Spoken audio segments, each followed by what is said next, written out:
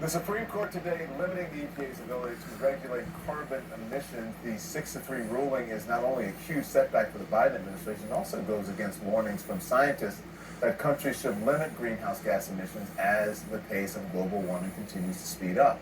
President Joe Biden calling the ruling another devastating decision that aims to take our country backwards. So join me now, Representative Ro Khanna. Thank you, Representative. Appreciate you joining us. Good to see you. Always good to see you, Don. So, listen, forget about politics, of this for a minute if you can. What is this ruling going to mean for the future of this planet?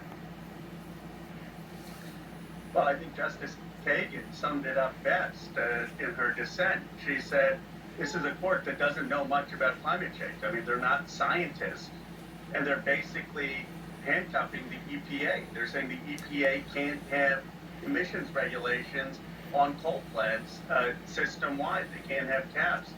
So this is going to mean that there's going to be no regulation, no caps on carbon emissions. And it's devastating for the fight against climate.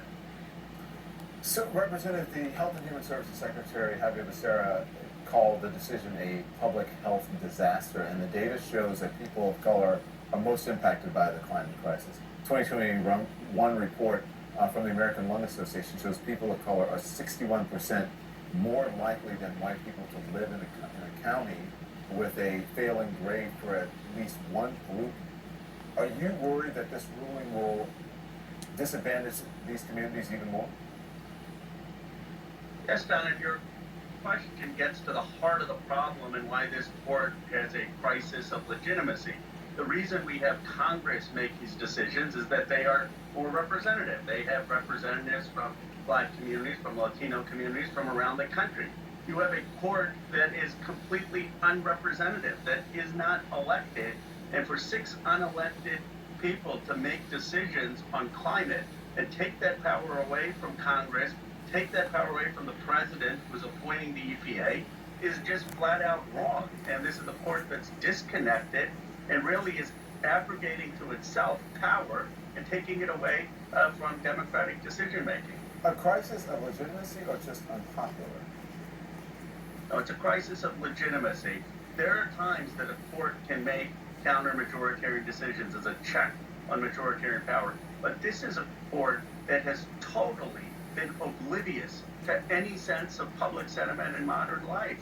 I mean, they're oblivious when it came to taking away freedoms on Roe versus Wade.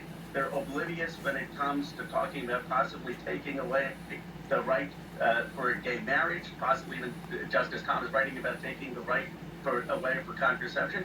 That's why I come out for term limits, and the president's own commission has suggested term limits. I mean, why should people who were appointed 40 years ago be making decisions today for our democracy about fundamental rights? I just want to ask you this because, it sounds almost similar to when Democrats say a crisis of legitimacy, similar to the former president saying just because he didn't agree with something that it was illegitimate, that it was fake, or that it was...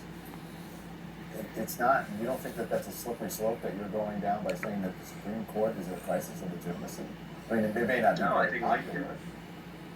Well, I think Lincoln said that about the Dred Scott court. FDR said that about the Lochner court. The difference is, I'm not saying go disobey the Supreme Court's decisions. I'm not saying that just because the Supreme Court ruled this way that somehow we have to defy the decisions. What I'm saying is this court no longer has the confidence of the American public, and we need to have fundamental reform. And like Lincoln called out the Dred Scott court and FDR called out the Lochner court, we need to be campaigning against this court. I mean, this court, we the people, the American people, who get to decide about fundamental rights and get to decide about the Constitution, get to direct policy about climate. It's not unelected justices who are taking away too much power. And I think they're doing their jobs incorrectly, and we have to point that out. And they're partisan.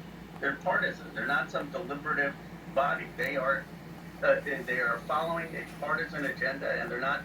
They shouldn't be treated as some holier than thou people with some deliberation. They are ideological.